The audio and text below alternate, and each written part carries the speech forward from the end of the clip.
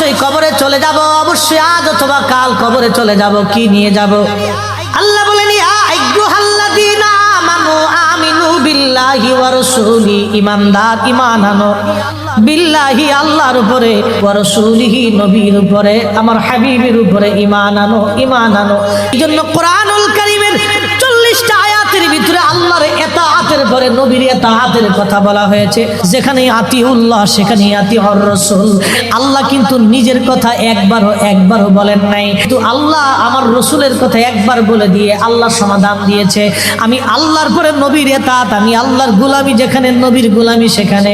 কিন্তু আল্লাহ এটাও জানাই দিয়েছেন মাইয়ুতি আর রাসূলা ফাকাদ আতা আল্লাহ, আমার নবীর গোলামি হয়ে গেলে আমি আল্লাহর গোলামি আদায় হয়ে যায়।